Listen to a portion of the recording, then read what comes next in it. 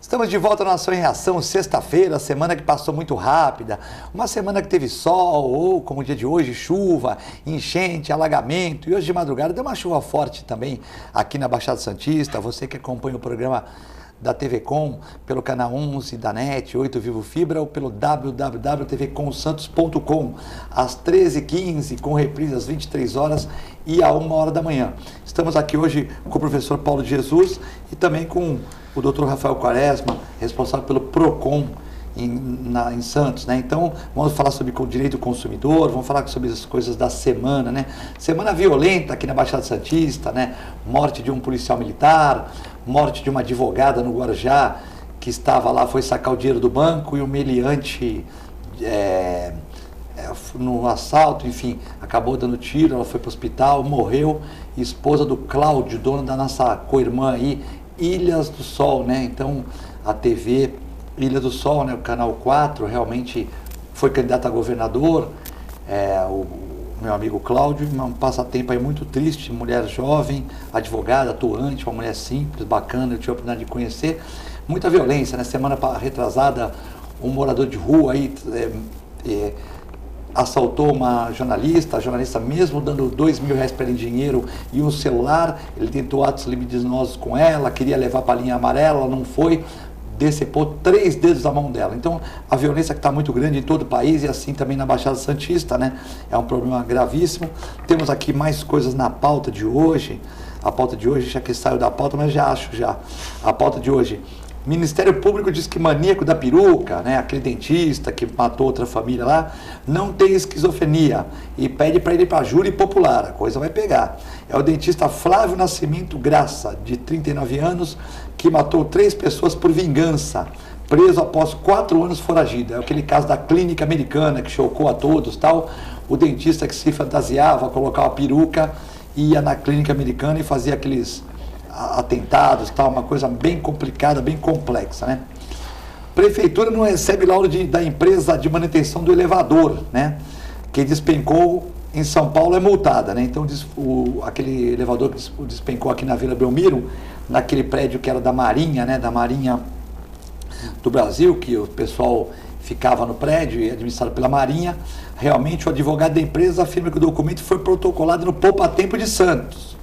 Se constatado que o laudo foi entregue na data estipulada pela administração municipal, a multa será cancelada. Então, realmente, esse problema de elevador, manutenção de elevador, tal, que às vezes a empresa não faz direito, ou enfim, temos que ver o que está acontecendo. Temos vários elevadores aqui na Baixada Santista, todos os apartamentos, os condomínios pagam uma taxa de manutenção e realmente muitas empresas boas, mas também nós devemos ter algumas empresas que fazem aquela vistoria meia boca, né? Lembrando que tem 5, 6 cabos no elevador e um só o sustenta, então tem mais 4, 5 para segurar, né? Realmente quando caiu o fundo do elevador é uma falha muito grave, vidas foram ceifadas aí, então nosso Ministério Público está cuidando disso.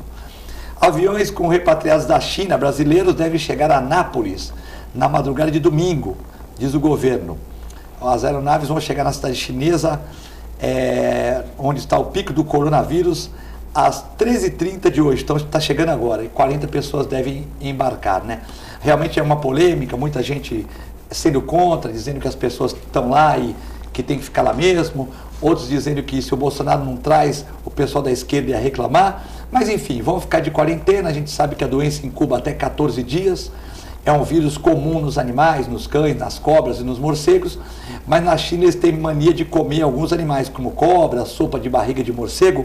Então, infelizmente, com esse tipo de atitude, o vírus coronavírus ele vem mais forte.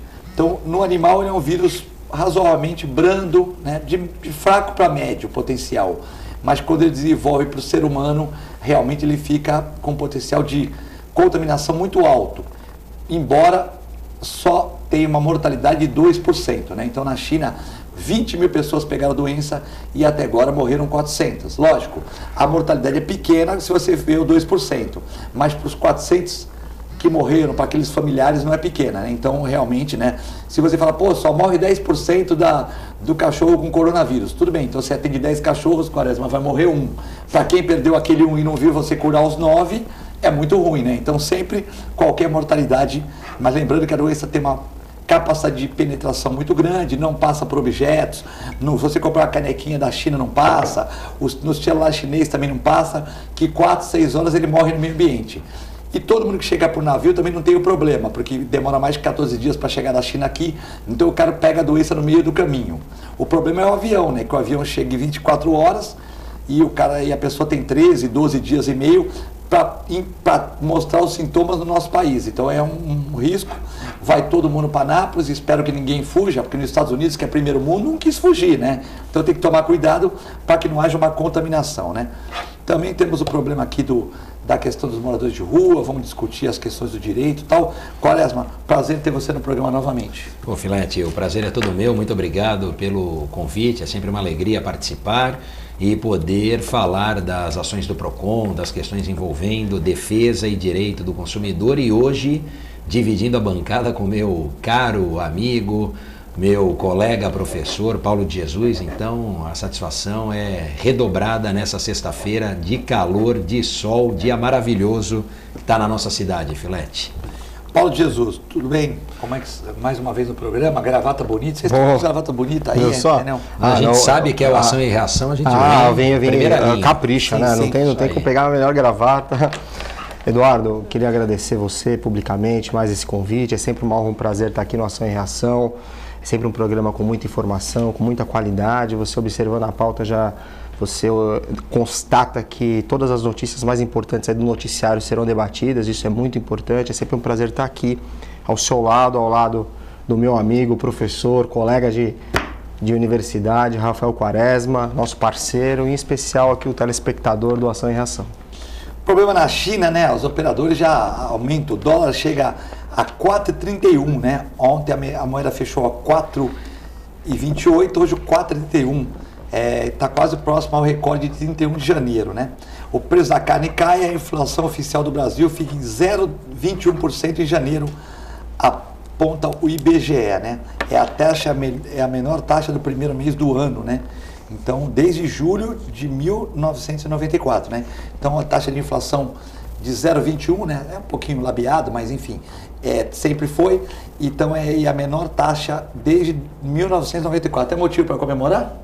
Olha, eu penso que sim, não é? A inflação controlada, baixa, a gente aqui já chegou a ter mais de 1000% de inflação, né? Na época que cortava zero de moeda, pega lá o final dos anos 80, você tinha uma sucessão de planos econômicos para afastar a inflação, combater a inflação, buscar a estabilidade econômica, essa estabilização da moeda. E desde julho de 94, né, depois daquela transição de URV, Cruzado Novo, URV, e aí veio o Plano Real, né, e a moeda nova, a gente não tem a inflação tão controlada assim. Me chama a atenção porque alguns anos atrás a gente falava de meta de inflação de 7, 8, 10%, mas ia caindo, 9, 8, 7, 6%. Se a gente seguir nessa toada, Filete, não sei se vai ficar 0,2 ao mês, mas ainda que aumente um pouquinho, mas provavelmente a gente vai fechar o ano com menos de 3% de inflação. É uma coisa surreal, né? Quer dizer, se você pensar o país há 30 anos atrás, 20 e poucos anos atrás, conquistar essa estabilidade é alguma coisa que fica sólida, porque entra governo, sai governo. Nesse período a gente teve, né, esquerda, agora direita, tivemos o centro, enfim, e a economia parece que é alguma coisa que supera toda essa, né, influência política que a economia obviamente pode sofrer e sofre.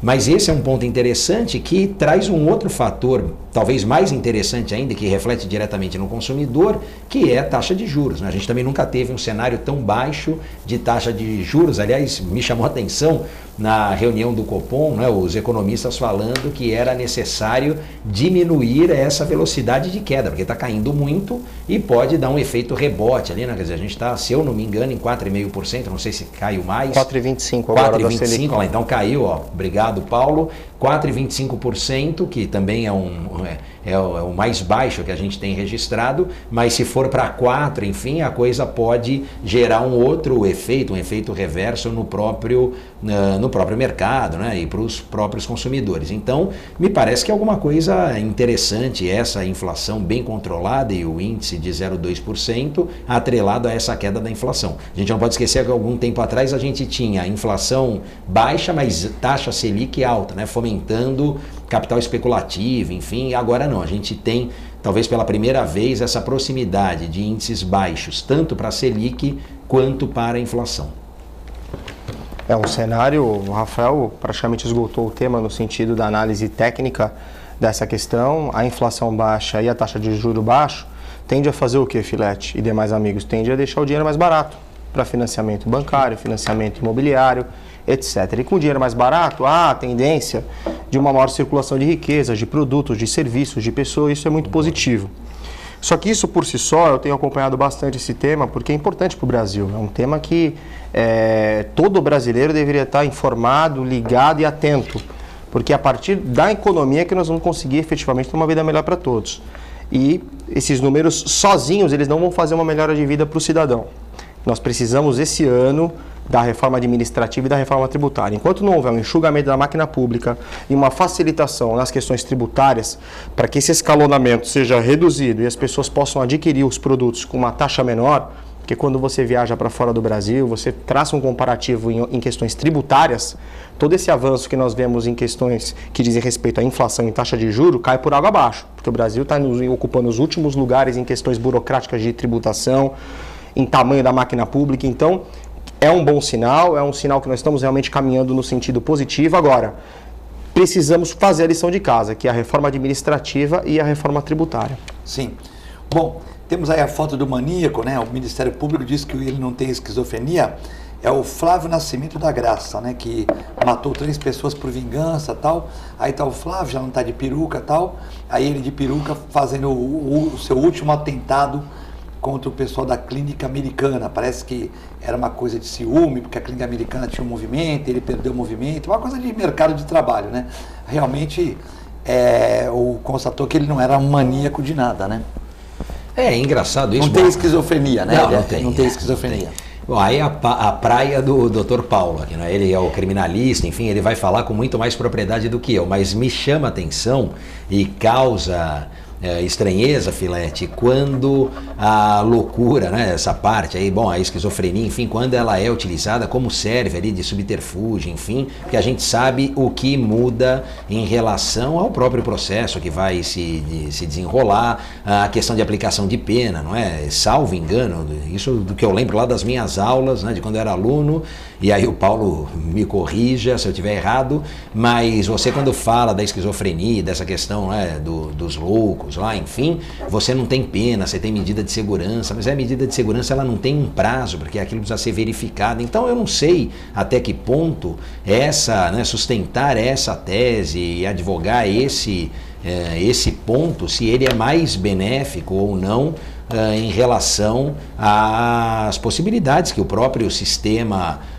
penal nos permite, né, de progressão de regime, de cumprir tanto tempo ali de pena, enfim, mas falando também ao nosso telespectador, não me parece, não é, por tudo como foi feito, desenhado o crime, arquitetado, uma coisa premeditada, né, era só pensar de outra forma, pensar que o sol nasceu para todos ali, quer dizer, tem quantos dentistas tem? A gente brinca e fala, tem muito advogado, tem muito dentista também. Se você reparar em Santos, você olha, tem dentista, tem clínica odontológica, tem clínica popular, tem para tudo que é tipo de consumidor, perfil de consumidor. Então era só reinventar o negócio, pensar diferente, falar, bom, se o meu concorrente que é de porta a porta aqui comigo faz assim, o que eu posso fazer de diferente para atrair o consumidor, para mudar, enfim, buscar alguma coisa que é absolutamente normal, sadia, dentro da concorrência que beneficia o consumidor. Agora, não dá cabo da vida da pessoa por conta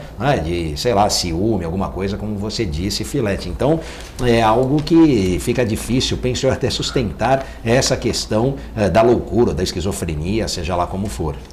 O dentista Flávio Nascimento Graça, de 39 anos, não é esquizofrênico, segundo laudos que foram enviados para o Ministério Público. Então a pena dele deve ir para júri popular, o que complica para ele em termos de tempo, não é isso, professor? Não, sem dúvida nenhuma. Quando se trata de crimes dolosos contra a vida, tá lá o homicídio, infanticídio, a instigação ao suicídio e o aborto, instigação, induzimento e auxílio, além do aborto, são os crimes que são julgados pelo Tribunal Popular, são os crimes julgados pela população. E num caso com essas características, que demonstra realmente uma periculosidade, uma crueldade tal, via de regra, Filete e demais amigos, é feito esse exame de insanidade mental para verificar se o sujeito efetivamente tinha condição de entender o caráter ilícito do fato e de se determinar.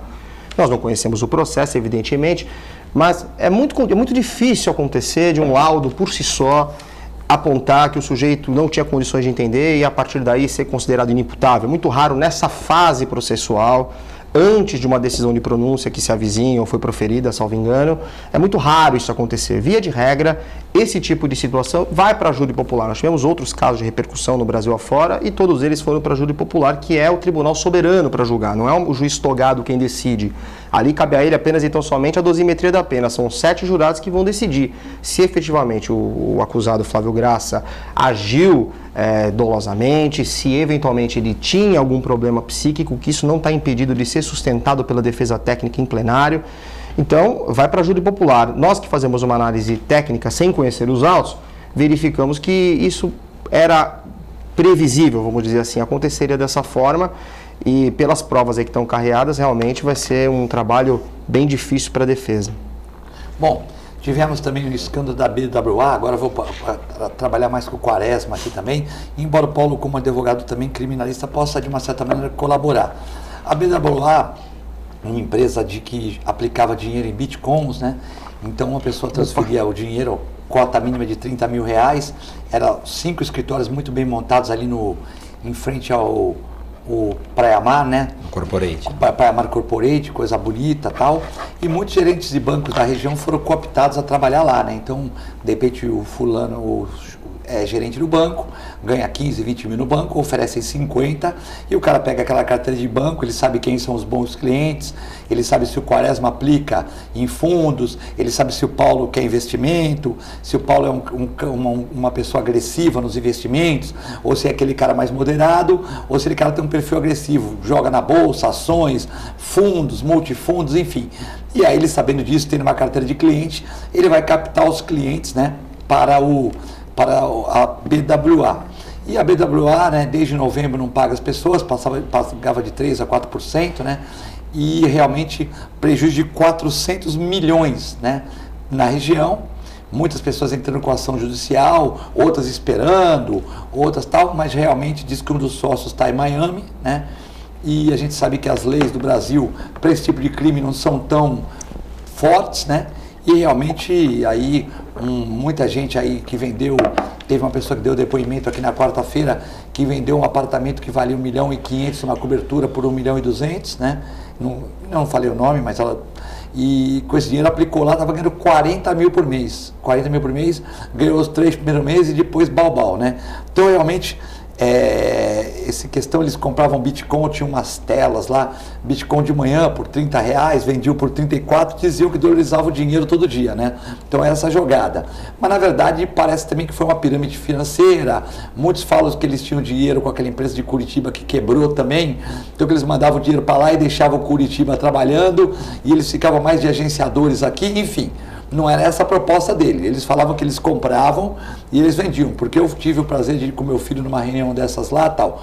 Graças a Deus não apliquei dinheiro, mas tive uma reunião lá. E realmente tem muitos amigos que têm dinheiro lá, que me indicaram e tal. E realmente um quebra-quebra, uma choradeira. E aí não sei se o Quaresma do Procon pegou alguma dessas avalanches, se o Procon é para coisas menores, como é que ele está sentindo no Procon essa questão, porque são 400 milhões de dinheiro da região. Não, bom, o Procon pode trabalhar essa questão porque você tem ali mesmo relação de consumo estabelecida, seja com a empresa que faz essa aplicação, como você tem ali na relação jurídica estabelecida com os bancos, né? Então, se o banco, sendo a financeira, o canal investidor ali, enfim, você estabelece essa relação, claro que nesse caso em que há uma especificidade do serviço prestado, você também teria a possibilidade de se socorrer do PROCON. O problema não é se vai ser via PROCON ou se vai ser via ação judicial, porque eu sei de casos também de pessoas que já ajuizaram a ação, não é? Agora, o problema é saber aonde está esses 400 milhões. Né? Então, a questão não é de atribuir responsabilidade ou não, porque isso está muito bem desenhado, muito bem demonstrado. Aliás, a prova é fácil. Né? Se eu sou investidor e falo, bom, eu coloquei aqui 100 mil, 200 mil, ou nesse caso que você contou 1 milhão, é claro que eu tenho como comprovar a aplicação. O problema é agora localizar aonde foi parar esse dinheiro, o que fizeram com o valor, porque um outro lado, eu na época não tenho lá nada investido, não tinha, mas sei de amigos que têm e de pessoas que também me fizeram o convite, e a minha única resposta na época era o seguinte, falava, bom, mas qual é o milagre? Porque como é que todo mundo paga? A gente acabou de falar agora, não é? Taxa Selic 4,5%, quer dizer, 4,25% ao ano, inflação numa perspectiva de 3%, 2% ao ano. Como é que a pessoa consegue monetizar 3%, 4%, 5% ao mês? Que milagre é esse? Porque se ela te paga isso de retorno, alguém está pagando mais para ela nesse percentual. Bom, se eu pago 5%, taxa de juros à razão de 5% ao mês, quanto eu ganho? 10, 8, 15%?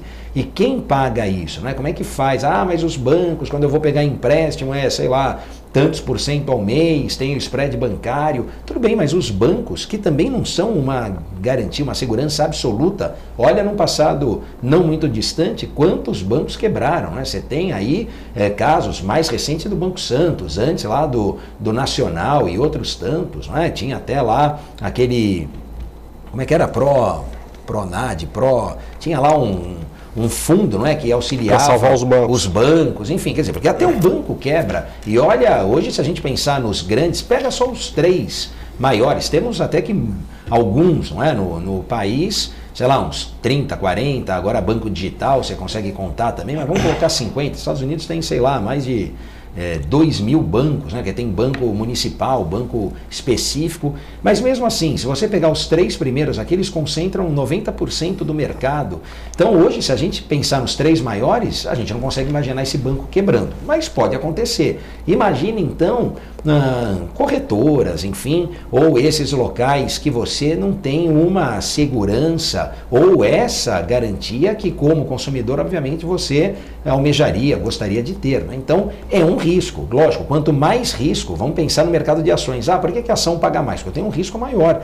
Se eu não quero correr minimamente um risco em perder nada, eu quero investir 10 mil e não me importo se não ganhar nada, mas não quero sair com 9.900, com 9.500, com 8 mil. Bom, para o mercado de ações é que eu não vou, porque no mercado de ações eu tenho uma perspectiva de ganho muito grande, mas a um custo de risco maior ainda. Se o meu perfil é conservador, não dá para ir para o mercado de ações.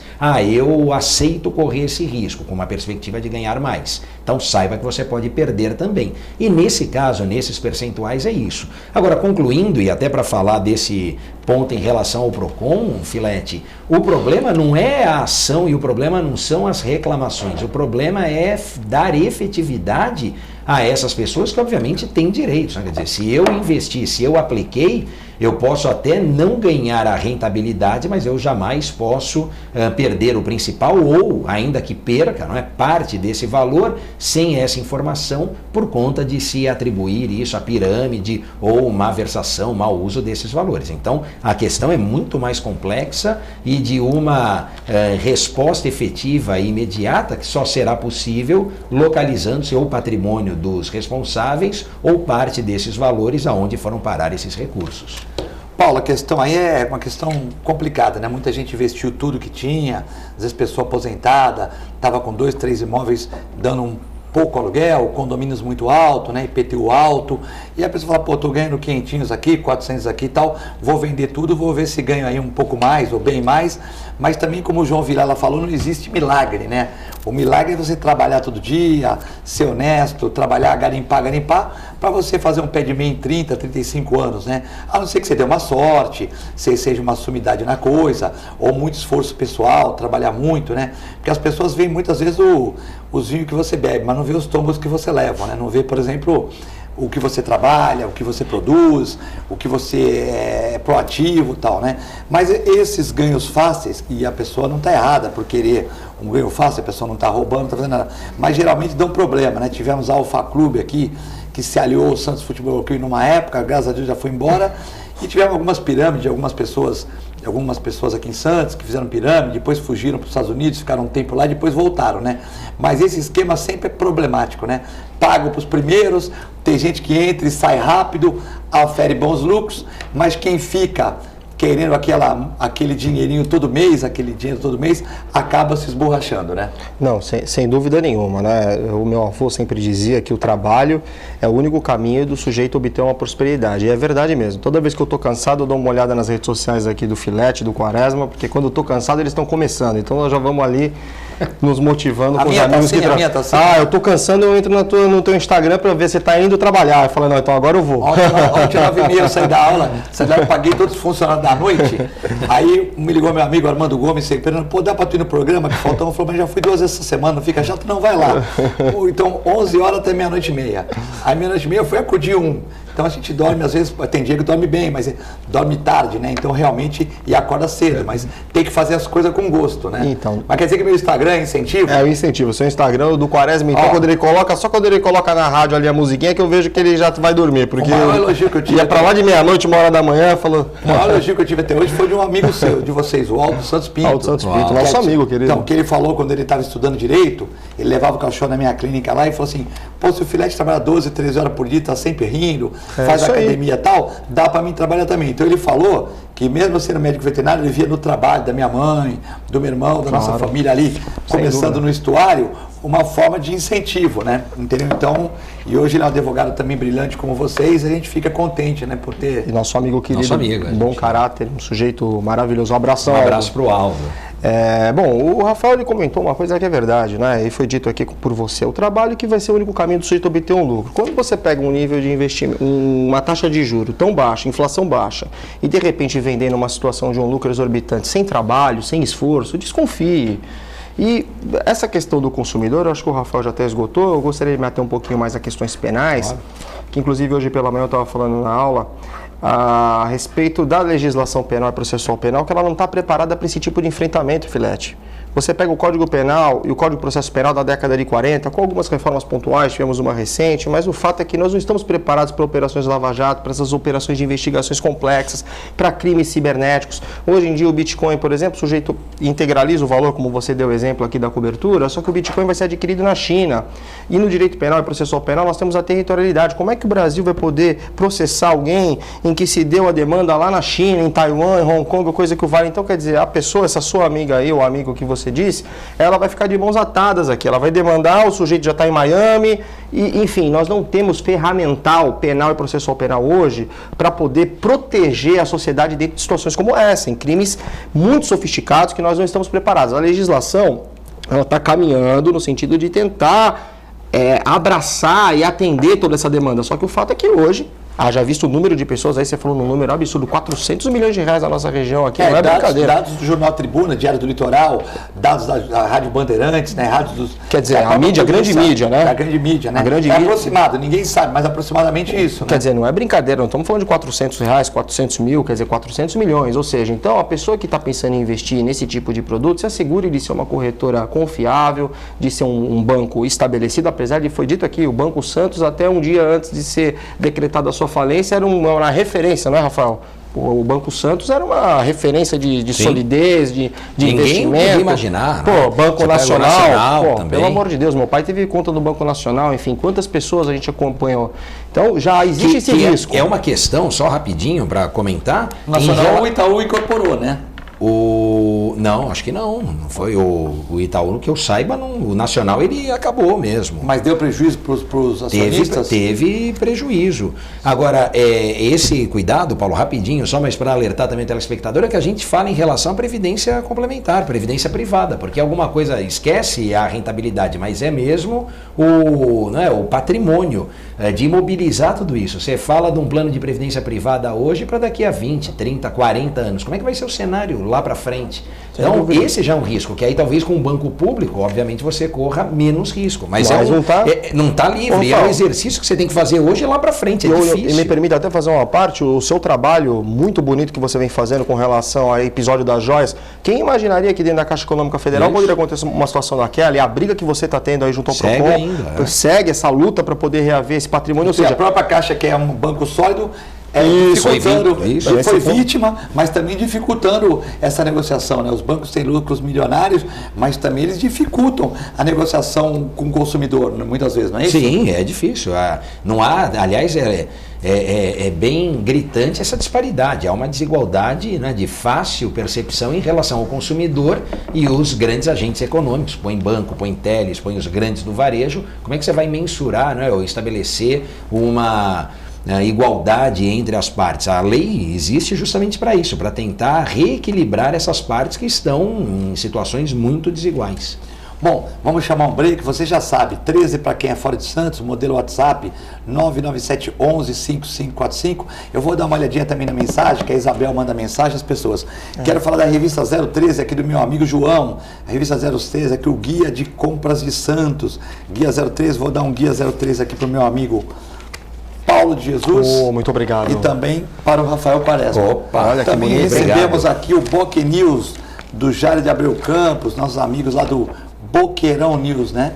Entendeu? Aldo Neto, o Chalube, Fernando de Maria, todo aquele pessoal bacana lá. Um abraço para a turma. O Jornal do Boqueirão, no caminho da desestatização, né? Eles que voltaram agora com canal no YouTube lá. Canal YouTube. Eu estou escrevendo para eles no canal Pet deles, aqui na coluna Pet lá. Tem uma coluna Pet deles aqui, como é que é? Mundo dos Pets, né? Escrevi uma matéria sobre os animais auxiliam os seres humanos. E aqui está o Jornal do Boqueirão. Um abraço para o pessoal do Boqueirão. Aqui nós distribuímos também o Jornal da Ola, Jornal da Vila Matias, Jornal da Pompeia. Junção da imprensa, olha lá, como tem campo para todo mundo. Jornal da Vila Pompeia, Jornal do nosso amigo lá Caculé, o jornal do nosso amigo Comendador João, né? Comendador João. Tive com os dois essa semana, tanto com o Caculé quanto com o Comendador João. Aliás, o Comendador João que é um sambista nato, hein? Sambista nato. Ele falou lá de letra de samba que ele fez, eu não conhecia. Ele fez uma letra de samba para a prefeitura, bacana, né? Isso aí. E também o Jornal Vicentino, os outros jornais da região, Diário do Litoral, a Tribuna, enfim, os jornais que a gente utiliza aqui, Estado de São Paulo, Folha, utiliza para fazer o programa também. Você já sabe, 997115545, seu telefone para você mandar sua mensagem, sua crítica, seu elogio, sua reivindicação. É muito rápido, já voltamos.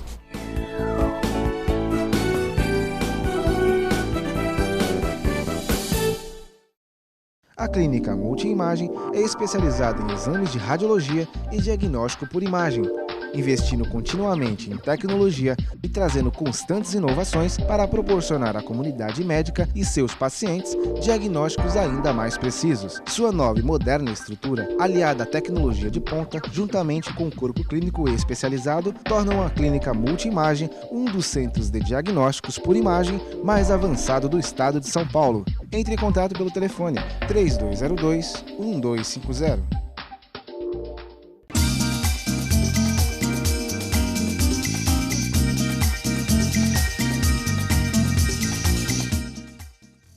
Com corpo clínico experiente e mais de 40 especialistas, o Plano Santa Casa Saúde oferece atendimento humanizado há mais de 25 anos. Além de convênio com o mais completo hospital da região, conta com clínica de especialidades, atendimento de urgência e emergência 24 horas, autorização de exames online e plano odontológico incluso. Consulte nossos corretores e saiba mais. Plano Santa Casa Saúde, sempre perto, cuidando de você. Se você quer algo diferente e está por dentro de tudo que acontece em sua cidade, mande dicas, sugestões de pauta pela nossa fanpage facebook.com/tvcom.santos. Interaja com a programação da sua TV Com. TV Com, interagindo com você.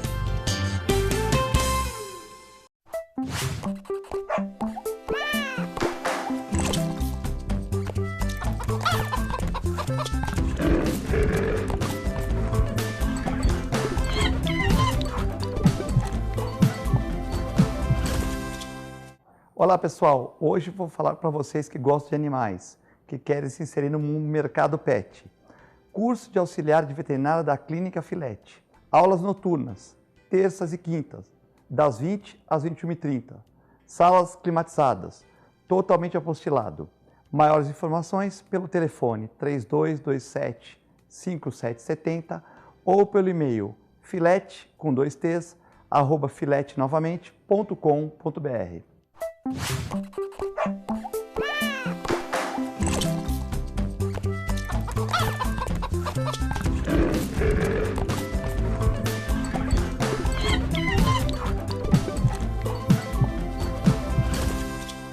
Agora os beneficiários do Plano Santa Casa Saúde contam com o novo 0800, oferecendo a você um serviço de urgência e emergência 24 horas, mais moderno, agilidade no seu atendimento e muito mais cuidado no seu socorro.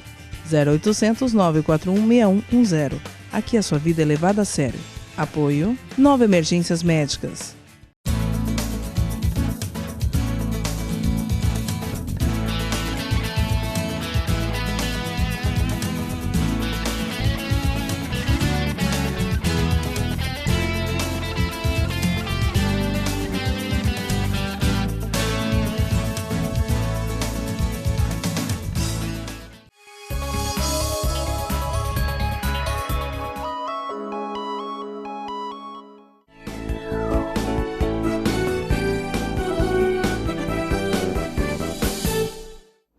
Estamos de volta no segundo bloco do Ação e Reação, hoje 7 de fevereiro de 2020.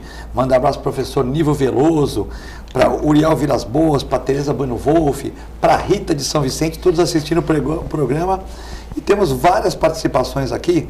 O Gustavo Filete, Gustavo do Canal 2, um dos seus fiéis escudeiros e espectadores diários.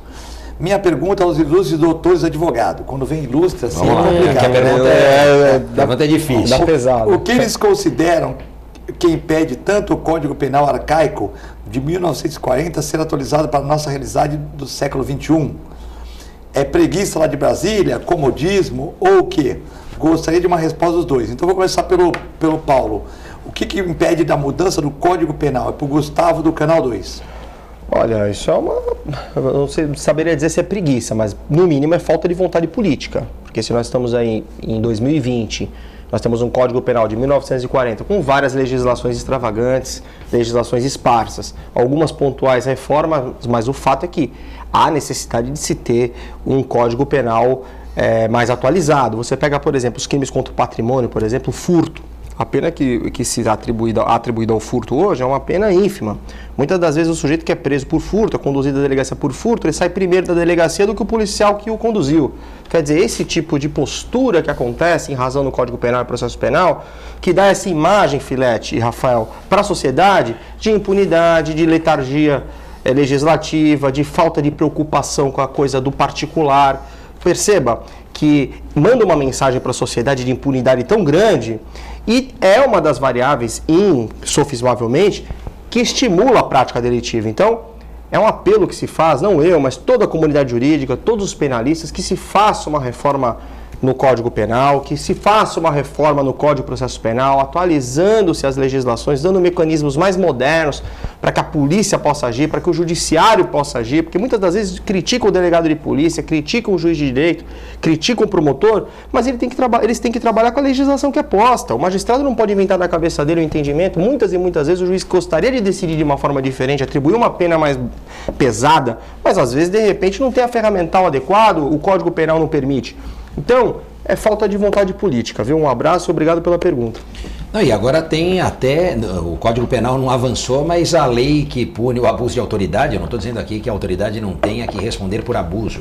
Isso é uma coisa até intuitiva, natural. Aqueles que abusarem, obviamente, do direito que têm ou da autoridade que sustentam, claro que devem responder, já respondiam, mas isso, Gustavo, talvez traga essa percepção a você de que, além da vontade política, que eu concordo com o Paulo e responderia assim, eu agora agrego, só para não ficar igual na resposta, eu agrego mais um elemento nessa análise, que é o interesse, né? A quem interessa modernizar a legislação? E aí você, obviamente, já pode, né, perceber a resposta. Interessa a quem vai fazer efetivamente a alteração da lei? Veja lá no Congresso, Câmara, Senado, quantos deles têm passagens, não é, pelo Código Penal, aquilo beneficiaria, atrapalharia, seria mais rígido com eles próprios ou não? Então esse é um aspecto.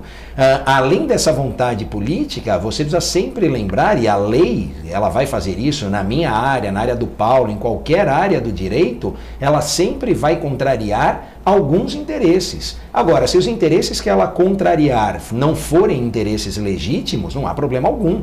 Então, eu vou incrementar a legislação penal, eu vou endurecer a legislação penal. Ótimo, esse interesse de quem não quer que a legislação seja endurecida é um interesse legítimo ou ele está dissociado do interesse da sociedade, da maioria das pessoas? Porque a gente não pode esquecer também que na sociedade os maus exemplos se sobressaem, mas a gente tem uma infinita maioria de pessoas de bem. As pessoas são de bem, as pessoas querem o bem. Eu digo isso não por demagogia, pelo contrário, porque nós não precisaríamos de tanta lei ou desse recrudescimento, endurecimento de lei, se o freio moral da pessoa cumprisse o seu papel.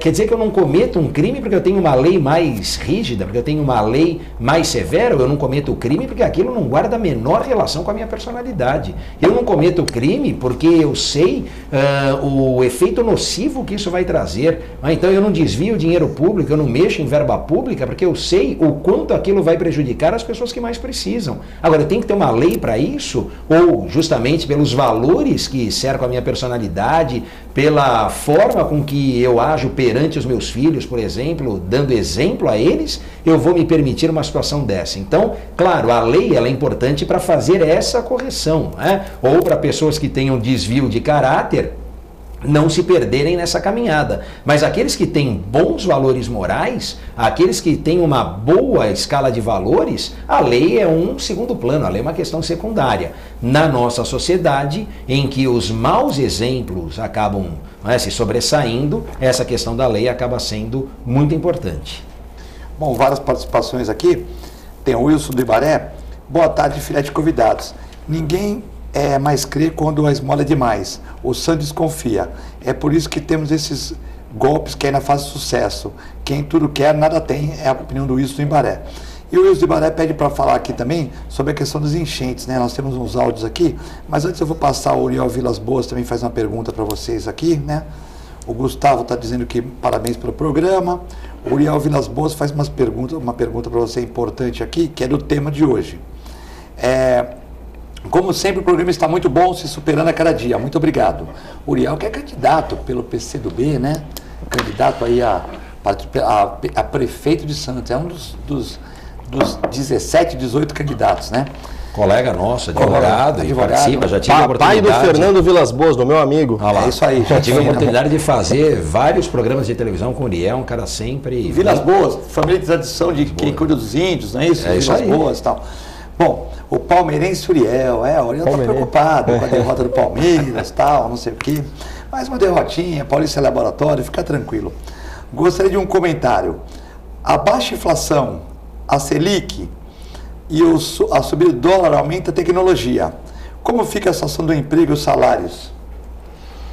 É uma pergunta, como uma pergunta que eu poderia esperar do Uriel, né? Uma pergunta muito inteligente, muito complexa e difícil de ser respondida assim em tão curto espaço de tempo. Mas, resumidamente, nós vamos ter que, Uriel, preparar, você como filiado ao PCdoB, preparar o trabalhador para esse novo mercado. A tecnologia é algo, como a Revolução Industrial foi algo inevitável, ou seja, a população saiu dos campos para trabalhar nas cidades, nas fábricas, nas indústrias, com a revolução tecnológica, da mesma forma o trabalhador agora vai ter que começar a se adaptar, trabalhar em novas plataformas, em novas tecnologias, com um novo maquinário.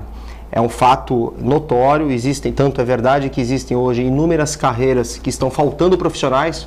Hoje, você pega, por exemplo, na área de TI, os nossos brasileiros, todos da área de TI, estão indo para Dublin, por exemplo, outras cidades são polos de tecnologia com um bom salário, justamente porque lá não se tem essa mão de obra da mesma forma que vai acontecer no Brasil. Não temos profissionais capacitados para atuar nessa linha. Então, na minha humilde opinião, eu penso que nós, enquanto cidadãos brasileiros, temos que investir, os políticos têm que investir em conhecimento, infraestrutura, para que as pessoas possam se preparar para trabalhar com essas novas tecnologias. A saída é o que o primeiro mundo tem feito e o Brasil, inexoravelmente, vai ter que fazer também. Tem que trazer um Vale do Silício para cá, viu, Uriel? Como é que vai fazer isso? É o desafio, né? A pergunta de $1 milhão aí. Precisa não só esse investimento em tecnologia, mas esse investimento em tecnologia que vai gerar riqueza, receita, enfim, e gerando essa riqueza você consegue, obviamente, melhorar não só a qualidade de vida, não é isso, mas melhorar essa capacidade, né? Melhorar a qualidade da mão de obra que você vai empregar, não é? Então, esse é o ponto, a gente precisa virar a mesa, me parece assim que não dá pra gente nadar contra a maré e lutar contra aquilo que é realidade. De fato, se a tecnologia ela é nociva para alguns pontos, e nem tudo são flores, eu concordo, mas ela consegue despertar coisas boas também. Então é melhor nós nos apropriarmos do que ela tem de bom e com isso melhorar a vida das pessoas, qualificando-as, gerando riqueza e gerando receita, do que ficarmos para trás, porque nós já fomos a 6ª, 7ª economia do mundo, Filete, é isso? Se eu não estou enganado? Sim, nós somos a 7ª. Somos a 7ª. Nós precisamos retomar o nosso lugar de vanguardista. A gente tem muito a contribuir. Tem um videozinho, não sei se o Uriel viu, circulando pela internet, falando do japonês, do povo japonês e do Japão, e traçando ali um paralelo com o Brasil, e aí faz uma brincadeira ali, falando o seguinte, vamos pegar o japonês e colocar no Brasil, vamos colocar os brasileiros no Japão. Bom, primeiro que, pela quantidade lá, pelo espaço territorial deles, aquela coisa toda, como é que ficariam os brasileiros lá? Mas já imaginou os japoneses aqui, o que eles não fariam com esse país que é uma potência e que tem coisas que só o Brasil tem, não é? Então, essa infinidade de recursos, tudo isso bem pensado, bem administrado e com uma visão de futuro, a gente consegue cumprir aquilo que a Constituição prega, que é de proteger e preservar as futuras gerações. A Stephanie está de brincadeira aqui, né? A Stephanie, eu vou ler, mas dá ponta pra praia. Filete, você é candidato a prefeito de Santos? Não, não sou candidato. Seria um bom nome. Acho que você seria bem votado. Não ganharia porque ia ser difícil fazer uma campanha sem dinheiro. Mas, será que eu não teria um patrocinador, um partido? Estou brincando. É isso mesmo. Mas você seria bom no debate. Enfim, acho que já tem tantos candidatos, né? Vamos enumerar aqui. Ivan Sartori, me ajuda aí.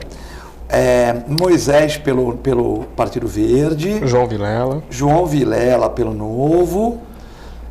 Medrado falou que vem. O Quaresma ia pelo Podemos. Esclarece que esse Quaresma não sou eu, hein? O Quaresma que é da Embraps, né?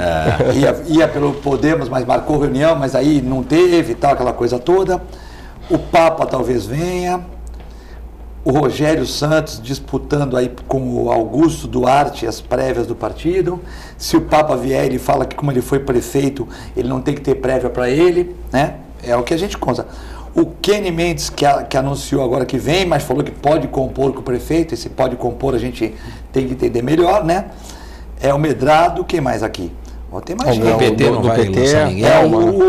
É o Chico Vilas Boas, do PCdoB.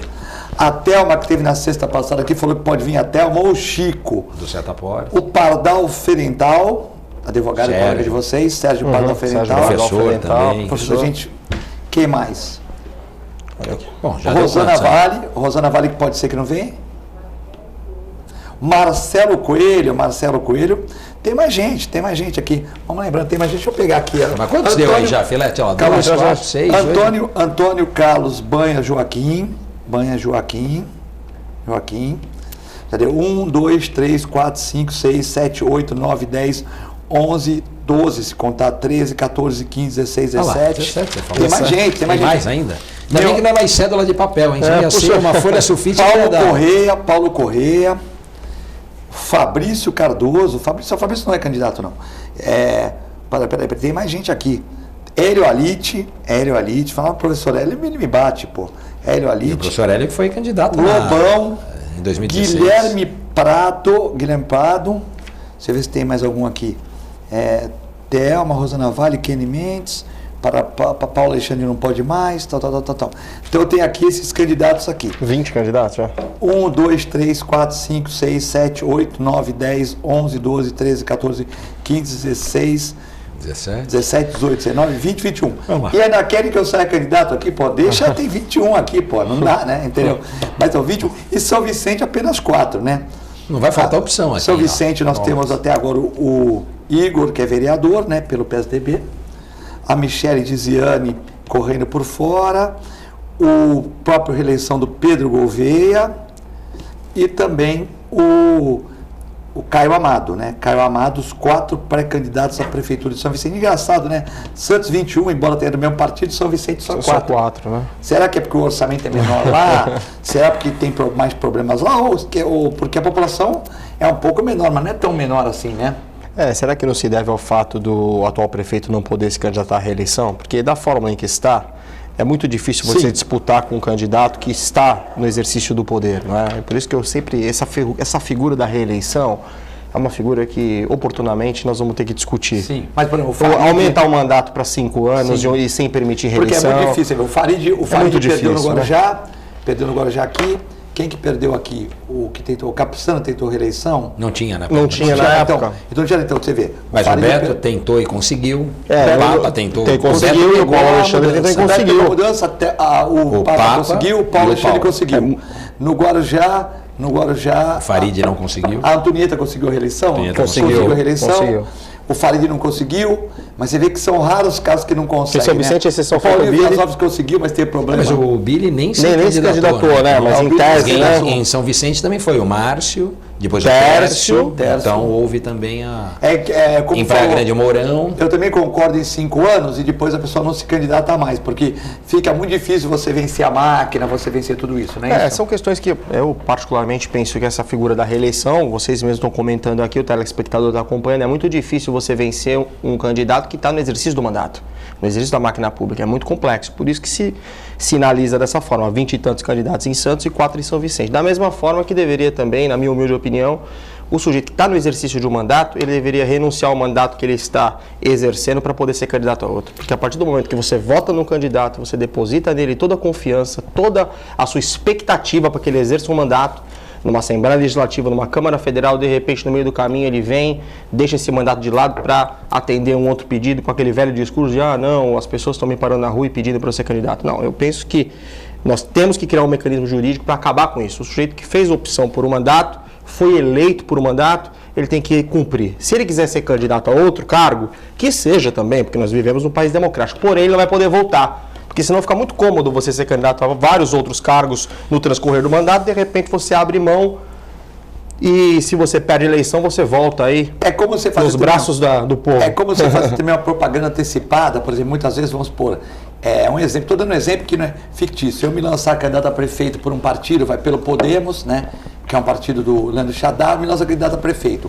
Aí vão ficar comentando, vou estar falando aqui, o outro programa vai falar lá, vai sair no jornal listinha, aí eu vou lá, 1%, 2%. Aí eu desisto de ser prefeito e vou para vereador, né? Ou seja, eu fiz uma campanha antecipada para vereador, que ninguém está falando de vereador aqui.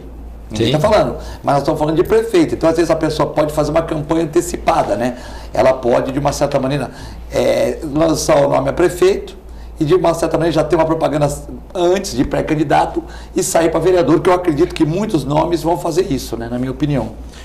Pode ser, não deixa de ser uma estratégia. Agora, a gente falando até na resposta do Uriel, não é, em relação a essa questão da tecnologia, tudo, fica cada vez mais difícil esse trabalho da justiça eleitoral, não é? Então hoje, você teve uma eleição para presidente, 2 anos atrás, nem isso, que ela mudou tudo aquilo que se tinha de histórico em relação às eleições, não é?